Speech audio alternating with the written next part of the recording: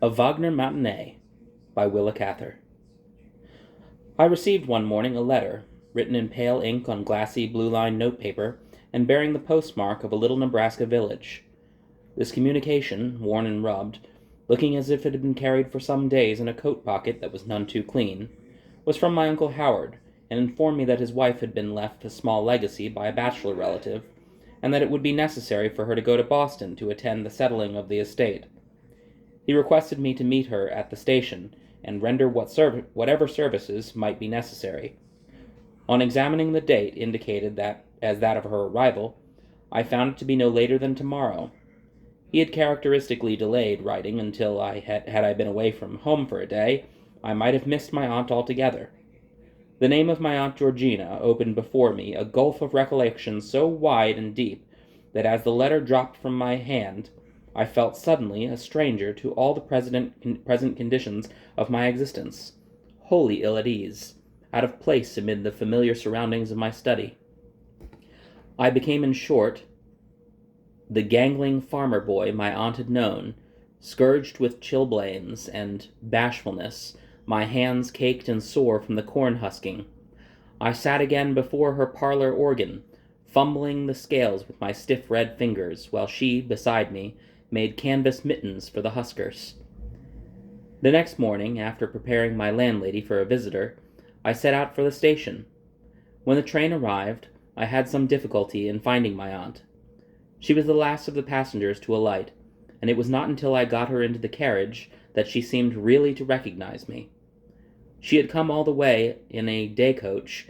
Her linen duster had become black with soot, and her black bonnet gray with dust during the journey. When we arrived at my boarding house, the landlady put her to bed at once, and I did not see her again until the next morning. Whatever shock Mrs. Springer experienced at my aunt's appearance, she considerately concealed. As for myself, I saw my aunt's battered figure with that feeling of awe and respect with which we behold explorers who have left their ears and fingers north of Franz Joseph Land, on their health somewhere among the upper Congo.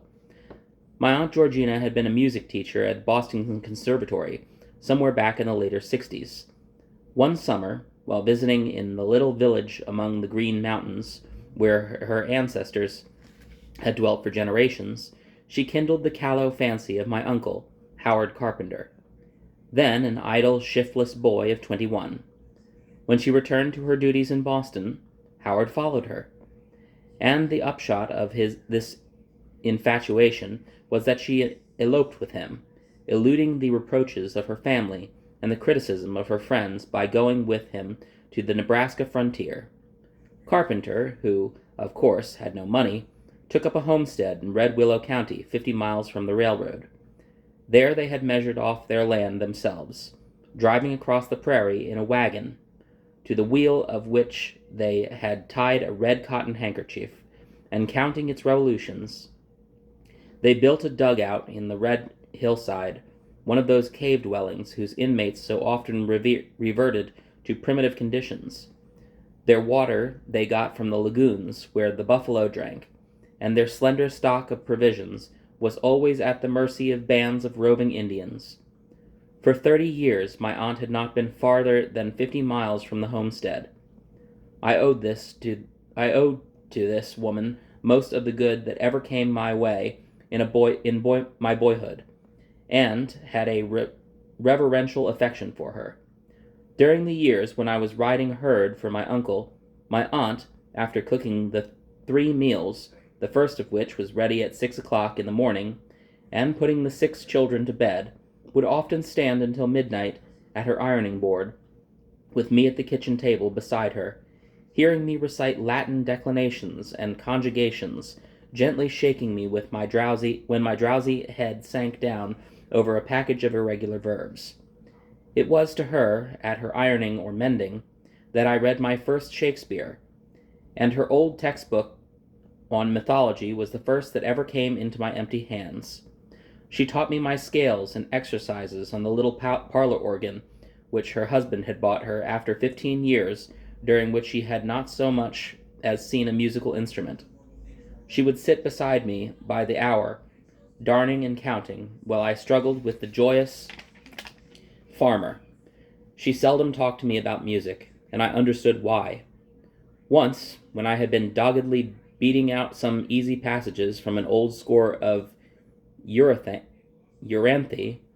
I had found among her music books, she came up to me, and putting her hands over my eyes, gently drew my head back upon her shoulder, saying tremulously, "Don't love it so well, Clark, or it may be taken from you." When my aunt appeared on the morning after her arrival in Boston, she was still in a semi-somnambulant state. She seemed not to realize that she was in the city where she had spent her youth. The place longed for hungrily half a lifetime.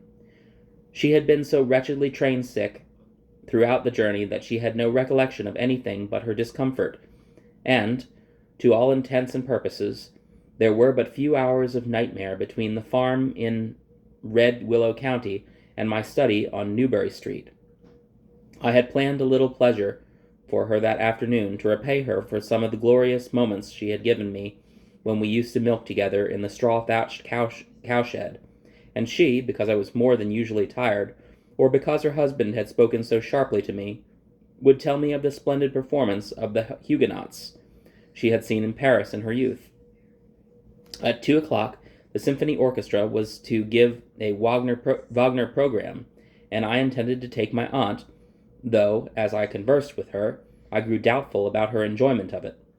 I suggested our visiting the conservatory and the common before lunch, but she seemed altogether too timid to wish to venture out. She questioned me absently about various changes in the city, but she was chiefly concerned that she had forgotten to leave instructions about feeding half-skimmed milk to a certain weakling calf.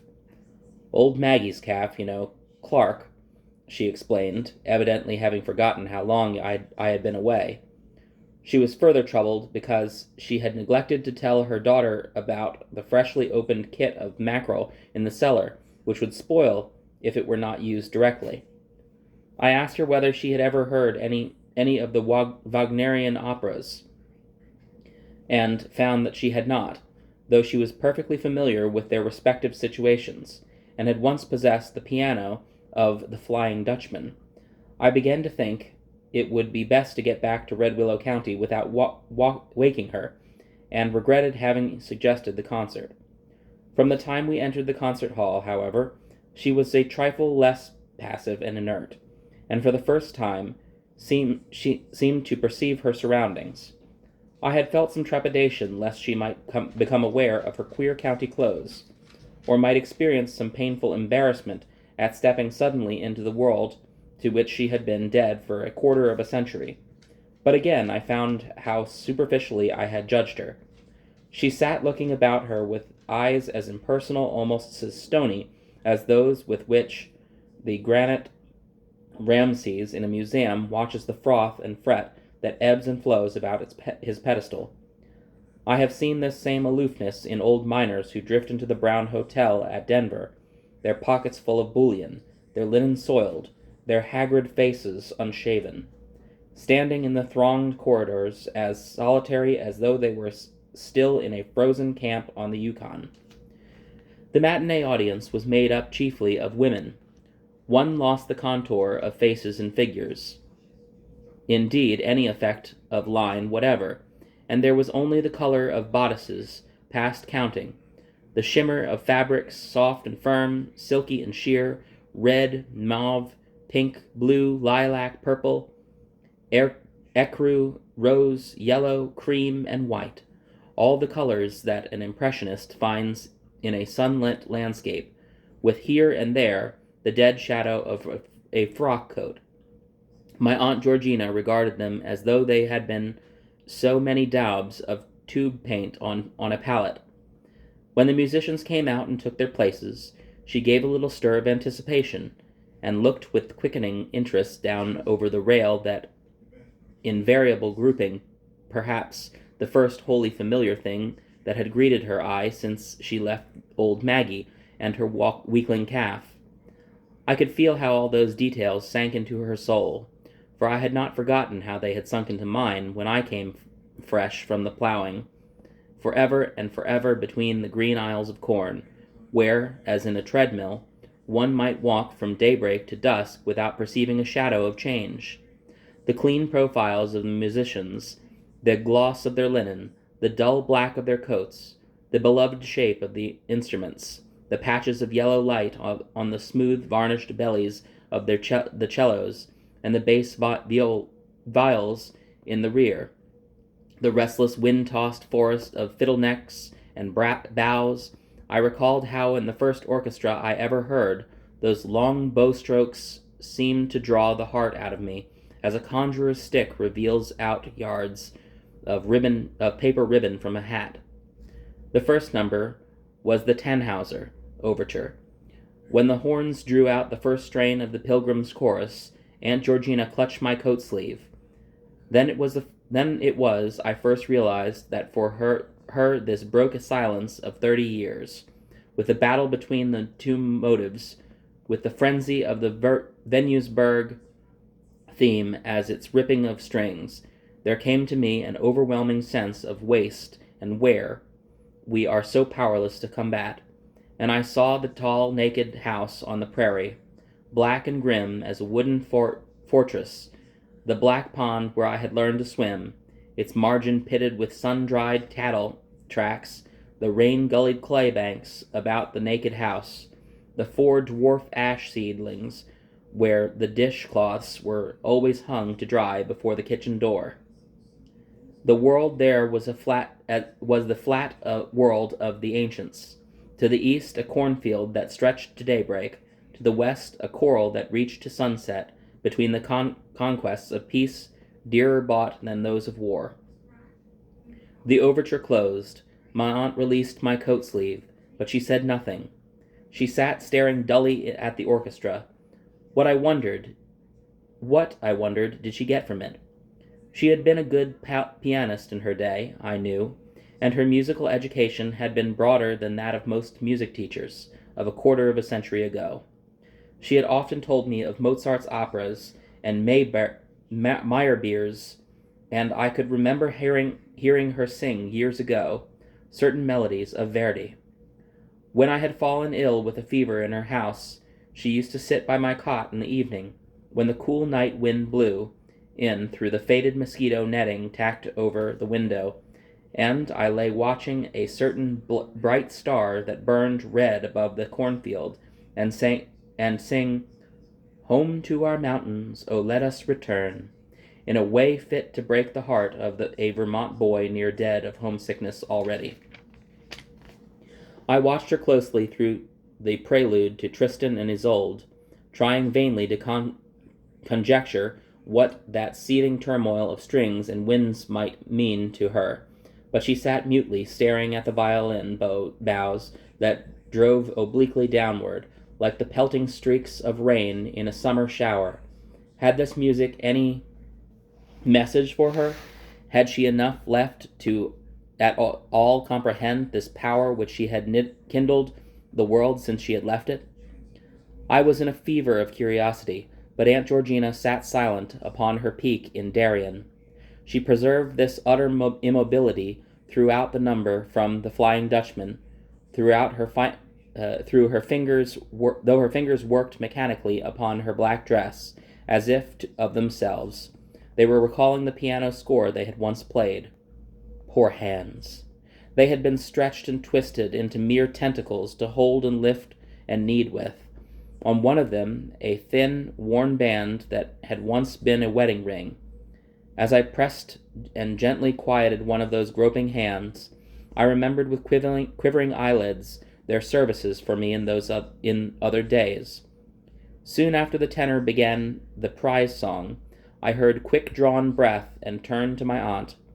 Her eyes were closed, but the tears were glistening on her cheeks, and I think in a moment more they were in my eyes as well. It never really dried. Then the soul, which can suffer so excruciatingly, and so interminably, it withers out to the outward eye only, like that strange moss which can lie on a dusty shelf half a century, and yet, if placed in water, grows green again. She wept so throughout the development and elaboration of the melody. During the intermission, before the second half, I questioned my aunt and found that the prize song was not new to her. Some years before, there had drifted to the farm in Red Willow County a young German, a tramp cowpuncher, who had sung in the chorus at Bayreuth when he was a boy, along with the other peasant boys and girls. Of a Sunday morning, he used to sit on his gingham-sheeted bed in the Hans' bedroom, which opened off the kitchen, cleaning the leather of his boots and saddle, singing the prize song while my aunt went about her work in the kitchen. She had hovered over him until she had prevailed upon him to join the county church, though his sole fitness for this step, in so far as I could gather, lay in his boyish face and his possession of this divine melody. Shortly afterward, he had gone to town on the 4th of July, been drunk for several days, lost his money at a faro table, ridden a saddled Texas steer on a bet, and disappeared with a fractured collarbone.